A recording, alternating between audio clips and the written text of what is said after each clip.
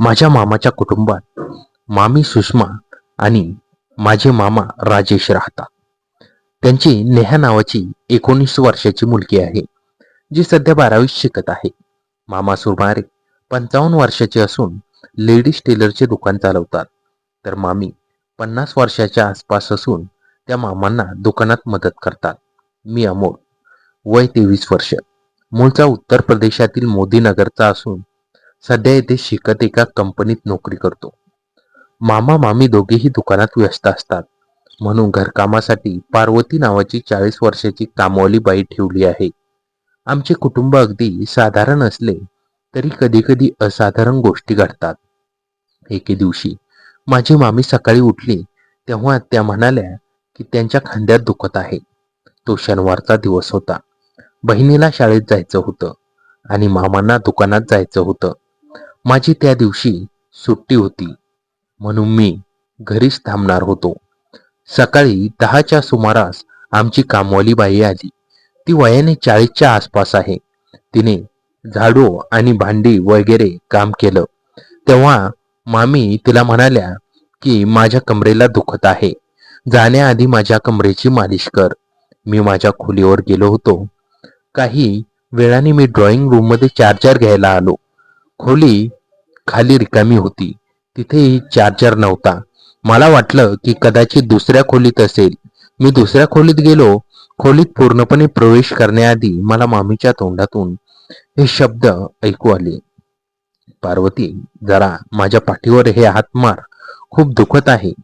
मामीचे शब्द माझ्या कानात पडतात. मी तिथेच थांबतो. मग मी खोलीत डोकावून पाहिलं तेव्हा दिसलं की पार्वती गुडघ्यावर होती. माझी मामी बसली होती आणि तिची पाठ मोकळी होती. पार्वती तिच्या मानेवर मालिश करत होती. मामीचं तोंड दुसऱ्या बाजूला होतं. त्यांना माझ्या येण्याची चाहूल लागली नव्हती, नाहीतर त्यांना कळलं असतं की कोणी त्यांना पाहत आहे. मग मी पाहिलं की कामवालीने हातात तेल घेतलं आणि मामीच्या पाठीला मालिश करायला लागली. मामीची पाठ मला पाठीमागून दिसत होती. त्यावरून पूर्ण मोकळ्या होत्या. त्याची पाठ खूपच मस्त होती. बाजूनेही अर्ध दिसत होतं. तेव्हाच पार्वतीने आपली बोटे मामीच्या पाठीवर फिरवली. मामीच्या तोंडातून एकदम आवाज करत शिस्तारे निघाली. त्या म्हणाल्या, जरा हळू कर पार्वती. पार्वती म्हणाली, मामी, तुम्हाला असं पाहून मला उकळी येते. मग त्या दोघी हसू लागल्या. त्यांना अशी मस्ती करताना पाहून माझी हालत खराब होऊ लागली. मी यापूर्वी अनेक स्त्रियांसोबत चांगल्या वेळेचा अनुभव घेतला होता, पण मामीबद्दल कधी असा विचार केला नव्हता. काही वेळ मसाज करून झाल्यावर मामीने पार्वतीला म्हटलं, चल आता तू जा, मला पुढचं कामही करायचं आहे. पार्वतीने तेल बाजूला ठेवलं आणि बाहेर यायला उठली. मीही हळूच तिथून मागे सरकलो. पार्वती गेल्यावर मी पुन्हा खाली आलो, पण तेव्हा मी पाहिलं की मामीने दार बंद केलं होतं. मला काहीच माहीत नव्हतं की आज मामी काय करत आहे. मी एक खुर्ची उचलून दाराच्या वरच्या रोशनदारासमोर लावली. त्यावर चढून आत डोकावलो. मी पाहिलं की माझी मम्मी पूर्ण मोकळ्या होत्या. तिला पाहून माझी भावना खूपच दाटून आली होती. त्या कपाटात काहीतरी शोधत होत्या. मामींची मोकळी बाजू स्पष्टपणे दिसत होती. तिची इतकी भारी बाजू होती की मी कधी लक्ष दिलं नव्हतं. मग त्यांनी कपाटातून काहीतरी काढलं. कपाट बंद करून त्या वळल्या तेव्हा मी थक्क झालो. त्यांच्या हातात लाकडापासून बनवलेलं काहीतरी होतं. ते पूर्ण गोल होतं. दिसायला बेलनच्या मुठीसारखं होतं, पण लांबीत होतं. मामीने आवरण काढलं आणि त्या बेलनवर बस चढवलं. मी त्या दरवाजातून पाहत असताना मामीने त्या बेलनासारख्या वस्तूवर कव्हर चढवलं आणि त्या पलंगावर आडव्या झाल्या. त्यांच्या चेहऱ्यावर एक वेगळी ओढ दिसत होती. त्यांनी डोळे मिटले आणि एक दीर्घ श्वास घेतला. त्या वस्तूचा स्पर्श होताच मामीच्या अंगात जणू वीज संचारली.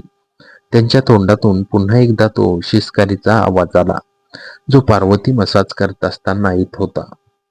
मामी आता स्वतःच्या जगात हरवून गेल्या होत्या. त्या वस्तूचा वापर करताना त्यांच्या हालचालीमध्ये एक प्रकारची व्याकुळता स्पष्ट जाणवत होती. त्यांचं ते भरलेलं शरीर, त्यावरील ते मोकळेपणा पाहून माझ्या मनावरचा ताबा सुटत चालला होता. मी आजवर बाहेरच्या जगात खूप काही पाहिलं होतं, पण आपल्याच घरात आपल्याच मामीला अशा अवतारात पाहणं ही एक कल्पना माझ्यासाठी खूपच थरारक ठरत होती. त्यांचा श्वास आता वेगवान झाला होता. मामी अधूनमधून पार्वतीचं नाव पुटपुटत होत्या. कदाचित मगाशी झालेली ती मस्ती अजूनही त्यांच्या डोक्यात होती. त्या वस्तूचा आणि मामींच्या शरीराचा तो खेळ जवळजवळ 25 मिनिटे सुरू होता. शेवटी एक जोराचा श्वास टाकत मामी शांत झाल्या. त्यांच्या कपाळावर घामाचे थेंब साचले होते आणि चेहऱ्यावर एक विलक्षण समाधान होतं. काही वेळांनी त्यांनी स्वतःला सावरलं. ती वस्तू स्वच्छ करून पुन्हा कपाटातल्या कपड्यांच्या ढिगाखाली लपून ठेवली. मी पटकन खुर्चीवरून खाली उतरलो आणि मांजराच्या पावलाने माझ्या खोलीत जाऊन शिरलो. माझं हृदय इतक्या जोरात धडधडत होतं, मला वाटलं मामीला खाली त्यांचा आवाज येईल. थोड्या वेळाने मामीने दार उघडायचा आवाज आला. त्या स्वयंपाकघरात गेल्या आणि पाणी पिऊ लागल्या. मी माझ्या खोलीत पडल्या पडल्या विचार करत होतो. मामीचं हे गुपित आता फक्त मला माहित होतं. त्या साधारण टेलरच्या पत्नीमध्ये एवढी असाधारण आग दडलेली आहे याचा मी स्वप्नातही विचार केला नव्हता. आता माझा मामीकडे पाहण्याचा दृष्टिकोनच बदलला होता. मी माझ्या खोलीत परतलो खरा, पण माझ्या डोळ्यासमोर मामींचा तो अवतार जातच नव्हता. ज्या मामीला मी आजवर फक्त एक साधी गृहिणी आणि मामांना कामात मदत करणारी पत्नी म्हणून पाहिलं होतं, तिचं हे रूप माझ्यासाठी पचवणं कठीण जात होतं. काही वेळानंतर मामीने मला जेवायला हाक मारली. अमोल, खाली जेवण तयार आहे.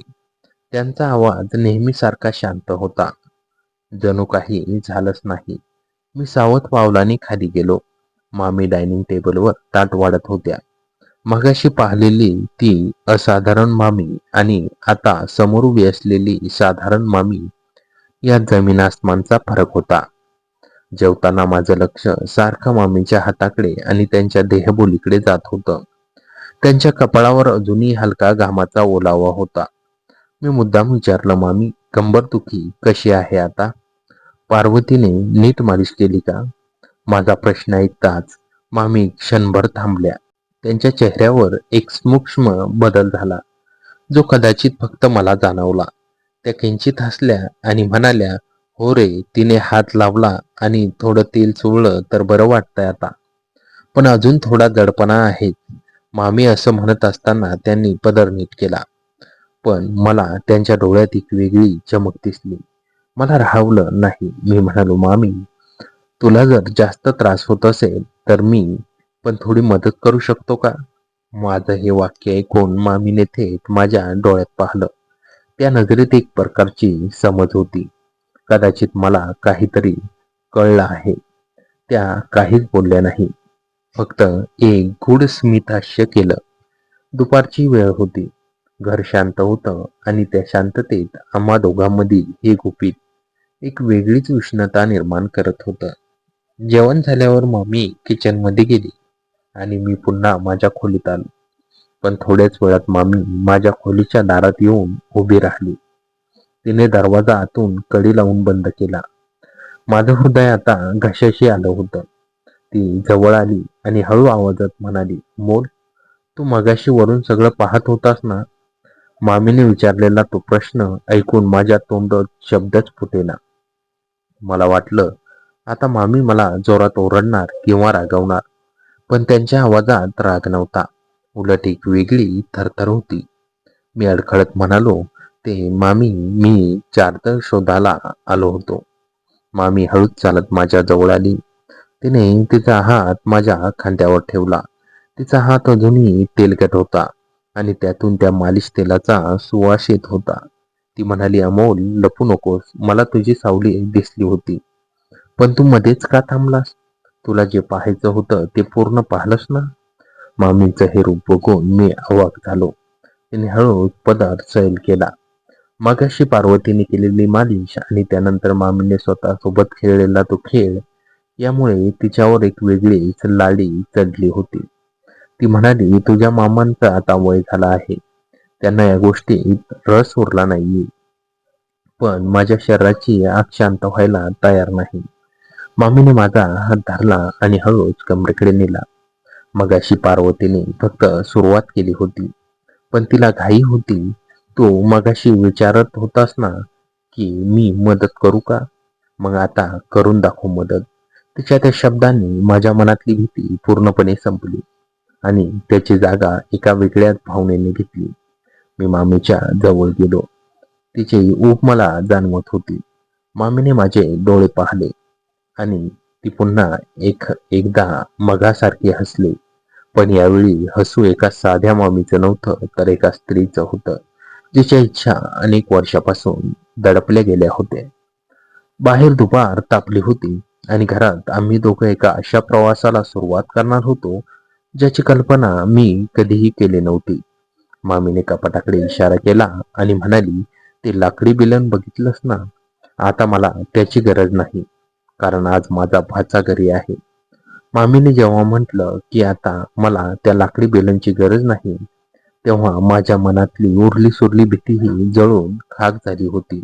मामीचा तो मोकळेपणा पाहून मी स्वतःवरचा ताबा गमावून बसलो होतो. मी हळूच मामीच्या मागे गेलो आणि पाठीवरून अजूनही तेलाचा तवंग तो जो प्रकाशात चमकत होता. मामीने डोळे मिटले आणि एक दीर्घ सुस्कारा सोडला. खोलीत आता फक्त आमचे वेगवान श्वास ऐकू येत होते. मामीने मला पलंगाकडे ओढलं आणि आम्ही दोघे त्या शांत दुपारी एका अशा थरारक खेळात शिरलो, ज्याचं गुपित कायमचं त्या खोलीतच बंद राहणार होतं. मी मामीच्या कानापाशी जाऊन म्हणालो, मामी, तुला भीती वाटत नाही का जर कोणी आलं तर? त्यावर मामीने एक उत्तर दिलं, आज कोणीही येणार नाही अमोल. लहान मुलांची शाळा उशिरा सुटणार आहे. तुझे मामा आज दुकानात कामात अडकलेत. आज फक्त तू आणि मी. मामीने आता स्वतःहून पुढाकार घ्यायला सुरुवात केली. तेव्हा मला जाणीव झाली की मामीला या गोष्टीची किती गरज होती. तिने मगाशी त्या बेलनसोबत जे काही केलं होतं, ते आता माझ्यासोबत प्रत्यक्ष अनुभवाला आतुर झाली होती. अमोल, मला हीच हवंय जे तू मगाशी बघत होतास, मामीने माझ्या डोळ्यात पाहून म्हटलं. मामी आता पूर्णपणे अमोलची सुषमा झाली होती. तिने मला घट्ट मिठी मारली. आम्ही त्या आनंदाच्या शिखराकडे कूच केलं. मामी आणि मी त्या आनंदाच्या शिखराकडे पोहोचणार होतो. मामीचे डोळे मिटलेले होते आणि ती माझ्या मिठीत पूर्णपणे विरघळली होती. पण अचानक खोलीच्या अर्धवट उघड्या दारापाशी काहीतरी हालचाल झाली आणि कचाक असा आवाज आला. मी दचकून दाराकडे पाहिलं आणि माझे हातपाय थंड पडले. समोर पार्वती उभी होती. तिने तिच्या कामाच्या पिशवीतून काहीतरी विसरल्यामुळे ती परत आली होती. ती तिथेच थबकली आणि तिचे डोळे विस्फारले होते आणि तिच्या चेहऱ्यावर एक वेगळी चमक होती. मामीनेही डोळे उघडले आणि समोर पार्वतीला पाहून ती पूर्णपणे गोरीमोरी झाली. तिने पटकन चादर अंगावर ओढली, पण आता खूप उशीर झाला होता. पार्वती तिथेच उभी राहून हसली आणि दबक्या आवाजात म्हणाली, मामी, मी तर फक्त माझी पिवशी विसरले होते म्हणून आत आले, पण इथे तर तुम्ही स्वतःच मार्ग शोधून काढलात. मामीची अवस्था बघण्यासारखी झाली होती. ती थरथरत म्हणाली, पार्वती, तू हे कुणाला सांगणार नाहीस ना? पार्वती हळूच पाऊल टाकत खोलीत आली आणि तिने दाराची कडी लावली. ती आमच्या पलंगाजवळ आली आणि मामीच्या चेहऱ्याकडे बघत म्हणाली, मामी, मी कशाला कुणाला सांगू? मी तर मगाशीच तुम्हाला म्हटलं होतं की तुम्हाला असं पाहून मला उकळी येते. आता तर तुम्ही प्रत्यक्ष रणांगणात आहात. पार्वतीने माझ्याकडे एक रोखून पाहिलं. तिच्या नजरेत आता भीती नव्हती, तर या खेळात सामील होण्याची इच्छा होती. ती म्हणाली, अमोल बाबा, तुम्ही तर मोठे शिकारी निघालात. मामीची आग विझवणं एकाचं काम नाहीये. मामी, जर तुमची हरकत नसेल तर मीही थोडी मदत करू का? मामीने आणि मी एकमेकांकडे पाहिलं. मामींच्या चेहऱ्यावर आता भीतीची जागा एका संमतीने घेतली होती. एका गोपिताने आता दुसऱ्या गोपिताला जन्म दिला होता. ती दुपार आता फक्त मामी आणि भाच्याची राहिली नव्हती, तर त्यात पार्वतीचाही तडका लागला होता.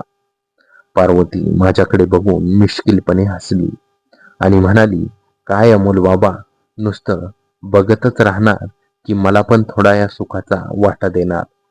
अमोल बाबा, मला पण करा तसं मामीना करत होता तसं मलाही आज तुमची ताकद अनुभवायची आहे. ती दुपार आता फक्त एका गुपिताची राहिली नव्हती, तर ती एका असाधारण कराराची सुरुवात होती, जी मोदीनगरच्या त्या छोट्याशा घरात कायमची दडून राहणार होती. पार्वती मामीला म्हणाली, मामी, बघा तर खरं तुमचा भाचा किती तरबेज निघाला. तुमचं नशीब मोठं आहे. मामीने लाजून आपली नजर चुकवली, पण पार्वतीने मामीची हनवटी धरून तिला माझ्याकडे पाहायला भाग पाडलं.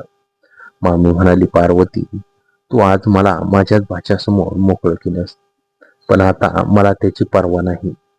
पार्वतीने पुढाकार घेतला आणि ती माझ्या आणि मामीच्या मध्ये शिरली. त्या दुपारी आम्ही तिघांनी मिळून असं एक नातं तयार केलं होतं, जे जगाच्या नजरेत चुकीचं असलं तरी आमच्यासाठी सर्वात मोठं सुख होतं.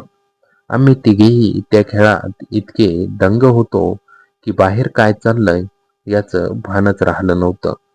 पण अचानक खालच्या मजल्यावरचा मुख्य दरवाजा जोरात उघडला आणि धावत्या पावलांचा आवाज जिना चढून वर यायला लागला. मम्मी, शाळेला लवकर सुट्टी मिळाली. मम्मी, कुठे आहात तुम्ही? ही नेहा होती, मामींची 19 वर्षांची मुलगी. हे ऐकताच मामीच्या चेहऱ्याचा रंग उडाला. अमोल, नेहा आली. तिने आपल्याला या अवस्थेत पाहिलं तर अनर्थ होईल. मामी थरथरत कपडे शोधू लागली. पार्वतीने मात्र कमालीचा संयम दाखवला. तिने पटकन ओढणी सावरली आणि मामीला मदत केली. पण नेहा थांबायला तयार नव्हती. ती सरळ माझ्या खोलीच्या दिशेने आली. तिने दरवाजा ढकलला, जो सुदैवाने मामीने मगाशी कडी लावून बंद केला होता. मामी, आतून कडी का लावली आहेस? अमोल, तू आत आहेस का? तिने दरवाजा जोरात वाजवायला सुरुवात केली. खोलीत आता स्मशान शांतता पसरली होती. आम्ही तिघेही एकमेकांकडे बघत होतो. मामीने घाईघाईने तिची साडी सावरली, पण तिचे केस विस्कटलेले होते आणि चेहऱ्यावरची ती लाली लपवणं कठीण होतं. पार्वतीने डोळ्यानेच खुणवलं आणि ती दारापाशी गेली. पार्वतीने हळूच कडी उघडली आणि बाहेर डोकावली. अगं नेहा बेबी, ओरडू नकोस. मम्मीच्या कमरेत जोरात कळ आली होती, म्हणून मी त्यांना इथे झोपून तेल चोळत होते. अमोल बाबा पण इथे मदत करत आहेत. नेहाने संशयाने आत पाहिलं. तिची नजर विस्कटलेला पलंग, मम्मीचा तो घामाने भिजलेला चेहरा आणि माझ्याकडे गेली. तिने पाऊल आत टाकलं आणि खोलीत पसरलेल्या त्या तेलाच्या वासाने तिचं नाक मुरडलं. तिचे डोळे आधी मम्मीवर आणि मग माझ्यावर स्थिरावले. नेहा काही साधी मुलगी नव्हती. तिला या वातावरणातलं सगळं काहीतरी वेगळं जाणवलं. ती हळूच हसली आणि मामीच्या जवळ जाऊन म्हणाली, मम्मी, कंबरदुखीसाठी हे तेल वापरताय तुम्ही? आणि अमोल, तुझा चेहरा इतका लाल काय झाला? मामी काही बोलण्यापूर्वीच नेहाने पलंगावर पडलेलं ते लाकडी बेलम पाहिलं, जे मामी घाईघाईत लपवायला विसरल्या होत्या. नेहानं ते हातात घेतलं आणि आमच्या तिघांकडे पाहून एक तिरकस हास्य केलं. तर हे चालू आहे का इथे? मम्मी, मला वाटलं होतं की तुम्ही फक्त पप्पांनाच घाबरता, पण तुम्ही तर इथे मोठी पार्टी सुरू केली आहे. आमच्या सर्वांच्या पायाखालची जमीन सरकली. पण वळण असं होतं की नेहा ओरडली नाही किंवा रडली नाही. तिने दरवाजा पुन्हा एकदा आतून बंद केला आणि कडी लावून आमच्या जवळ आली. नेहाला दाराची कडी लावताना पाहून आमच्या सर्वांची छाती धडधडू लागली होती. खोलीत पसरलेल्या शांततेत फक्त आमच्या श्वासांचा आवाज येत होता. मामीने अत्यंत भीतीने चादर अधिकच स्वतःभोवती घट्ट आवळून घेतली. नेहा हळूहळू माझ्या जवळ आली. तिच्या चेहऱ्यावर एक गूढ हास्य होतं. तिने पलंगावर ठेकलेलं ते लाकडी साधन पुन्हा हातात घेतलं. काही क्षण ते फिरून पाहिलं आणि मग ते हळूच टेबलवर ठेवून दिलं. नंतर नेहा अगदी शांत पण खंबीर आवाजात म्हणाली, मला वाटलं होतं की तुम्ही फक्त बाबांनाच घाबरता, पण इथे तर वेगळाच प्रकार सुरू आहे. मामी थरथरत्या आवाजात म्हणाल्या, नेहा बाळ, तू गैरसमज करून घेऊ नकोस. माझी कंबर दुखत होती. नेहाने हात उंचावून मामींना मध्येच थांबवलं. मम्मी, मला लहान बाळ समजू नका. मला सगळं समजते. पण तुम्हाला काय वाटतं, मला या सगळ्याचा राग आला आहे? आम्ही तिघेही अवाक होऊन तिच्याकडे पाहत होतो. नेहा माझ्याकडे वळली आणि तिच्या डोळ्यात एक विचित्र चमक दिसली. ती म्हणाली, अमोल, तुला काय वाटतं, हे गुपित फक्त तुमच्या तिघांमध्ये राहणार? आज मला ही एक गोष्ट स्पष्ट करायची आहे. ती पुढे काही बोलणार इतक्यात खालच्या मजल्यावरून अचानक कुणाचा तरी जोरात ओरडण्याचा आवाज आला. तो आवाज ऐकून आम्हा चौघांच्याही चेहऱ्याचा रंग उडाला. तो आवाज माझ्या मामांचा, राजेश यांचा होता. सुषमा, अमोल, कुठे आहात सगळे? दुकानात खूप मोठी अडचण झाली आहे. मी पोलिसांना घेऊन घरी आलो. मामांचा आवाज आणि सोबत पोलीस हा शब्द कानावर पडताच खोलीतील वातावरण एका क्षणात पूर्णपणे पालटलं. मामींचे हातपाय थरथरू लागले. पार्वतीने पटकन आपली साडी सावरली आणि नेहाने दाराकडे पाहिलं. नेहाने आमच्याकडे पाहिलं आणि एक रहस्यमय स्मितहास्य करत कुजबुजली, आता खरी मजा सुरू होणार आहे. कारण बाबा दुकानातील अडचणींसाठी नाही, तर दुसऱ्याच एका कारणासाठी पोलिसांना घेऊन आले आहेत. नेहाने पुढे जाऊन दाराची कडी उघडली आणि दारात उभी राहून खाली पाहू लागली. तिचे ते शेवटचे वाक्य ऐकून माझ्या मनात अनेक प्रश्न निर्माण झाले. मामा खरोखरच पोलिसांना का घेऊन आले होते? नेहाला असे काय माहित होते जे आम्हा कोणालाच माहित नव्हते? आणि या घरात नक्की काय रहस्य दडलं होतं? मामांचा पोलीस हा शब्द कानावर पडताच खोलीतील वातावरण एका क्षणात स्मशान शांतता पसरली. मामींचे हातपाय भीतीने थरथरू लागले होते आणि त्यांनी साडीचा पदर स्वतःभोवती अधिकच घट्ट लपेटून घेतला. पार्वतीने थरथरत्या हातांनी आपली ओढणी सावरली आणि दाराच्या एका कोपऱ्यात उभी राहिली. माझे हृदय तर इतक्या वेगाने धडधडत होते की मला वाटले आत्ताच माझा श्वास थांबेल. अमोल देवा, आता काय होणार? मामींच्या तोंडातून अस्पष्ट शब्द बाहेर पडले. पोलीस खाली आले आहेत. जर त्यांनी मला किंवा तुला या अवतारात पाहिलं तर गावात आपली अजिबात पत राहणार नाही. राजेश मला जिवंत सोडणार नाही. पण या सगळ्यात नेहाच्या चेहऱ्यावर मात्र भीतीचं एकही रेषा नव्हती. तिच्या चेहऱ्यावर तेच गूढ अनाकली हास्य कायम होतं. ती हळूच वळली आणि दाराच्या कडीकडे हात नेला. मी तिचा हात धरण्याचा प्रयत्न करत कुजबुजलो, नेहा थांब, तू काय करतेस? दार उघडू नकोस. मामा खाली पोलिसांना घेऊन उभे आहे. नेहाने माझा हात हलकेच बाजूला केला आणि माझ्या डोळ्यात पाहत म्हणाली, अमोल, तू अजूनही या खेळाचा फक्त एक साधा मोहरा आहेस. तुला वाटतं की बाबा दुकानात झालेल्या एखाद्या चोरीसाठी किंवा तुमच्या या छोट्याशा गुपितांसाठी पोलिसांना घेऊन आले आहेत? बाबा ज्या कारणासाठी पोलिसांना घेऊन आले आहेत ते समजल्यावर तुमच्या पायाखालची जमीन सरकेल. गप्प राहा आणि खाली या. नेहाने दरवाजाची कडी उघडली. कसलाही संकोच न बाळगता ती जिना उतरून खाली जाऊ लागली. मामी, मी आणि पार्वती आम्ही तिघेही एकमेकांकडे हताश नजरेने पाहत होतो. शेवटी स्वतःला सावरून कपडे व्यवस्थित करून आम्ही सावध पावलांनी जिना उतरू लागलो. खाली हॉलमध्ये पोहोचताच समोरचे दृश्य पाहून आमचे डोळे विस्फारले. मामा राजेश दारात उभे होते. त्यांचा चेहरा घामाने भिजलेला होता आणि ते खूप धास्तावलेले दिसत होते. त्यांच्या बाजूला खाकी वर्दीतील 2 पोलीस अधिकारी उभे होते, जे एक ज्येष्ठ पोलीस निरीक्षक आणि एक महिला पोलीस शिपाई. पण सर्वात धक्कादायक गोष्ट म्हणजे त्यांच्यासोबत दुकानातील कामगार किंवा कोणताही ग्राहक नव्हता, तर एक 50-55 वर्षाचा अनोळखी सूटबूट घातलेला माणूस उभा होता, ज्याच्या हातात एक लेदरची ब्रीफकेस होती. राजेश, हे काय आहे? पोलीस घरात का आले आहेत? मामींनी घाबरत आवाजात शक्य तितका साधेपणा आणून विचारले. मामाने मामींकडे पाहिले. त्यांच्या नजरेत एक वेगळेच गुन्हेगारी भाव किंवा भीती होती. ते अडखळत म्हणाले, सुषमा, दुकानात काही अडचण झाली नाहीये. हे पोलीस इन्स्पेक्टर शिंदे आहेत आणि हे मिस्टर वर्मा आहेत. हे लखनौहून आले आहेत. लखनौवरून, मी विचारलं. पण मामा, नक्की काय झालं आहे? इन्स्पेक्टर शिंदे पुढे आले.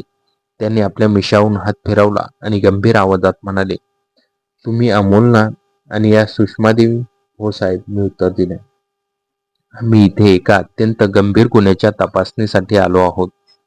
इन्स्पेक्टर शिंदे म्हणाले, गेल्या 10 वर्षापासून उत्तर प्रदेश आणि महाराष्ट्राच्या सीमेवर बनावट कागदपत्रे, बेकायदेशीर लाकूड तस्करी आणि बेकायदेशीर मालमत्ता हस्तांतरणाचा एक मोठा रॅकेट सुरू आहे. आणि या रॅकेटचा मुख्य सूत्रधार तुमच्या समोर उभा असलेला हा माणूस राजेश शर्मा आहे. हा शब्द ऐकताच मामींच्या पायाखालची जमीन सरकली. काय राजेश? लाकूड तस्करी आणि बनावट कागदपत्र? साहेब, हे काय बोलताय तुम्ही? माझे पती तर एक साधे लेडीज टेलर आहेत. इन्स्पेक्टर शिंदे हसले. Ladies tailor? मॅडम, लेडीज टेलरचे दुकान हे फक्त एक ढोंग आहे. या दुकानाच्या आड कपड्यांच्या रोलमधून आणि लाकडी साहित्यातून लाखो रुपयांची अवैध तस्करी केली जात आहे. आणि आज मिस्टर वर्मा, जे CBIचे विशेष तपासचे अधिकारी आहेत, त्यांनी राजेश शर्मांना रंगेहात पकडला आहे.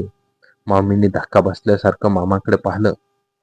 ज्या मामांना त्या आयुष्यभर एक साधा आणि शांत कामात व्यस्त असणारा माणूस समजत होत्या, तो प्रत्यक्षात एक मोठा गुन्हेगारी रॅकेटचा भाग होता. पण खरी धक्कादायक गोष्ट पुढे घडणार होती. मिस्टर वर्मा पुढे आले. त्यांनी आपली ब्रीफकेस टेबलवर ठेवली आणि म्हणाले, श्रीमती सुषमा, तुमच्या पतीच्या दुकानातून आम्हाला अनेक बनावट शिक्के, बेकायदेशीर लाकडाच्या वस्तू आणि आंतरराष्ट्रीय तस्करीचे पुरावे मिळाले आहेत. पण आम्हाला माहिती मिळाली आहे की या सर्व बेकायदेशीर व्यवहारांची मुख्य कोडिंग डायरी आणि पेनड्राईव्ह एका विशिष्ट लाकडी वस्तूत लपवून ठेवण्यात आला आहे, जो तुमच्या घरात आहे. हे ऐकताच माझे, मामींचे आणि पार्वतीचे श्वास रोखले गेले. लाकडी वस्तू?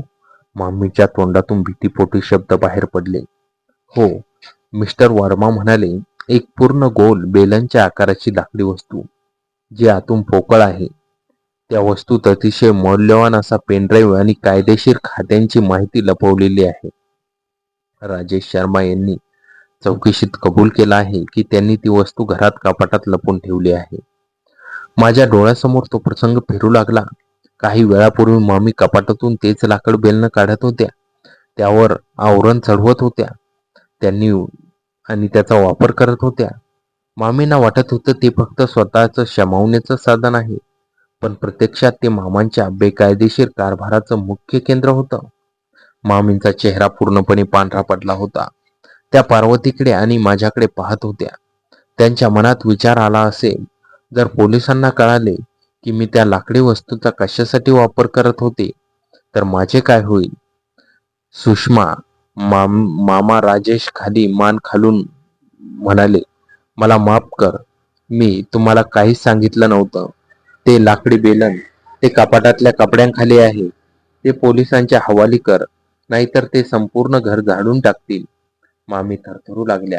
त्या काही बोलणार तितक्यात नेहा पुढे आली. नेहाने सर्वांकडे पाहिलं. तिच्या चेहऱ्यावर अजूनही ते शांत हास्य होतं. ती इन्स्पेक्टर शिंदेकडे वळली आणि म्हणाली, इन्स्पेक्टर साहेब, तुम्ही ज्या लाकडी वस्तूचा शोध घेत आहात, ती वस्तू आता कपाटात नाहीये. काय? कुठे आहे ती वस्तू? मिस्टर वर्मा यांनी तत्परतेने विचारले. नेहाने हळूच तिच्या पाठीमागे ठेवलेला हात पुढे केला. तिच्या हातात तेच लाकडी बेलन होतं. मामीने आणि मी डोळे विस्फारून पाहिलं. नेहानं ते बेलन वरच्या खोलीतून खाली येताना सोबत आणलं होतं. नेहा, मामा ओरडले, ती वस्तू पोलिसांना दे. नेहाने ते लाकडी बेलन हातात फिरवलं आणि म्हणाली, थांबा बाबा, एवढी घाई कशाला? पोलिसांना ही वस्तू देण्याआधी मला या घरातील सर्वांसमोर काही गोष्टी स्पष्ट करायच्या आहेत. नेहा, हे काय वेडसरपणा चालवलाय? इन्स्पेक्टर शिंदे रागाने म्हणाले, हे तपासाचे काम आहे, तुझा खेळ नाही. हा खेळच आहे साहेब, नेहा ठाम आवाजात म्हणाली. पण हा खेळ फक्त माझ्या बाबांचा नाही, तर या घरात उपस्थित असलेल्या प्रत्येकाचा आहे. नेहाने मामांकडे पाहिलं. बाबा, तुम्हाला काय वाटतं? तुम्ही टेलरिंगच्या दुकानाच्या नावाखाली तस्करी करताय आणि कोणालाच काही कळत नाही. पण मला 3 महिन्यापूर्वीच तुमच्या या काळ्या धंद्याबद्दल माहिती मिळाली होती. तुम्ही ज्या मिस्टर वर्मांना सीबीआय अधिकारी समजताय ते खरोखर सीबीआय अधिकारी आहेत का? हा प्रश्न ऐकताच मिस्टर वर्मा यांच्या चेहऱ्यावरचा रंग बदलला. नेहा, काय बोलतेस तू? मामांनी विचारलं. नेहा मिस्टर वर्माच्या जवळ गेली आणि म्हणाली, बाबा, हे मिस्टर वर्मा सीबीआय अधिकारी नाहीत. हे लखनौच्या दुसऱ्या गुंड टोळीचे मुख्य हस्तक आहे. हे पोलिसांच्या मदतीने तुम्हाला घाबरून तो पेनड्राईव्ह बळकावण्यासाठी इथे आले आहेत, जेणेकरून ते तुमच्या संपूर्ण तस्करीच्या नेटवर्कवर ताबा मिळू शकतील. हॉलमध्ये एकच खळबळ उडाली. इन्स्पेक्टर शिंदे यांनी लगेच आपली बंदूक काढली आणि मिस्टर वर्मावर ताणली. हँड्सअप वर्मा, मला आधीच संशय होता. मिस्टर वर्मा यांनी क्षणाचाही विलंब न लावता आपल्या खिशातून एक छोटं पिस्तूल काढलं आणि इन्स्पेक्टर शिंदेवर ताणलं. कोणीही मध्ये पडू नका. राजेश, तो पेनड्राईव्ह मला दे, नाहीतर मी इथे असलेल्या प्रत्येकाला गोळी मारी. हॉलमधील वातावरण अत्यंत तणावपूर्ण झालं होतं. मामी भीतीने जोरात ओरडल्या आणि माझ्या पाठीमागे लपल्या. पार्वतीही भीतीने डोळे मिटून घेतले. मिस्टर वर्मा यांनी नेहाच्या हातातील ते लाकडी बेलन हिसकावून घेण्याचा प्रयत्न केला. दे मला ते. पण नेहाने ते बेलन मागे घेतले आणि जोरात जमिनीवर फेकलं. लाकडी बेलन जमिनीवर पडताच त्याचे 2 तुकडे झाले. त्यातून एक लहान काळ्या रंगाचा पेनड्राईव्ह आणि दुर्मिळ कागदपत्रांचे आटलेलं गुंडाळ बाहेर पडलं. पण त्यासोबतच त्या पोकळ बेलनातून मालीच्या त्या तेलाचा उग्र सुवास बाहेर आला. कारण काही वेळापूर्वीच मामींनी आणि आम्ही त्या वस्तूचा अत्यंत वैयक्तिक वापर केला होता, ज्यामुळे त्यातील कागदपत्रे आणि तो पेनड्राईव्ह पूर्णपणे तेलाने भिजला होता. मिस्टर वर्मा यांनी खाली वाकून तो पेनड्राईव्ह उचलला, पण तो हातात घेताच त्यांच्या हाताला तेलाचा चिकटपणा लागला. त्यांना राग आणि आश्चर्याने पाहिलं. हे काय आहे? या पेनड्राईव्हला कसला वास येतोय? हे तेल कुठून आलं? मामींचा चेहरा लाजेने, भीतीने लाल काळा झाला होता. त्यात काहीच बोलू शकत नव्हत्या. मी आणि पार्वतीने एकमेकांकडे पाहिलं. आम्हाला माहित होतं की तो वास कसला होता. नेहा मोठ्याने हसली. मिस्टर वर्मा, तुम्ही ज्या पेनड्राईव्ह साठी इथे आलाय तो आता काम करणार नाही. कारण माझ्या मम्मीने नकळत का होईना पण तुमच्या बेकायदेशीर पुराव्याचा असा वापर केला आहे की त्यातील सर्व डेटा खराब झाला असावा. काय बडबडतेस तू? मिस्टर वर्मा रागाने ओरडले. त्या क्षणी संधी साधून इन्स्पेक्टर शिंदे यांनी मिस्टर वर्मा यांच्या हातावर जोरात वार केला. पिस्तूल खाली पडलं. सोबत असलेल्या महिला शिपायाने आणि शिंदे यांनी मिळून मिस्टर वर्मा यांना जमिनीवर पाडलं आणि त्यांच्या हातात हँडकॅप ठोकला. मिस्टर वर्मांना अटक करण्यात आली. पोलीस इन्स्पेक्टर शिंदे यांनी तो तेलाने भिजलेला पेनड्राईव्ह एका प्लॅस्टिकच्या पिशवीत सील केला. त्यांनी मामा राजेश यांच्याकडे पाहिले. राजेश शर्मा, तस्करीचा मुख्य सूत्रधार म्हणून गुन्हेगारांना मदत केल्याबद्दल तुम्हालाही आमच्यासोबत पोलीस ठाण्यात यावे लागेल. मामा राजेश यांनी खाली मान घालून उभे होते आणि मामीकडे पाहिले. सुषमा, मला माफ कर. मी पैशाच्या लालसेपोटी हे सगळं केलं. मला वाटलं मी हे सगळं आपल्या कुटुंबासाठी करतोय, पण मार्ग चुकीचा निवडला. मामींच्या डोळ्यातून अश्रू वाहत होते, पण ते अश्रू दुःखाचे होते की सुटकेचे हे सांगणं कठीण होतं.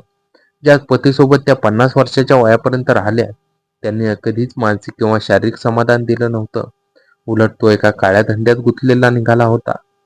पोलीस मामांना आणि मिस्टर वर्मांना घेऊन निघून गेले.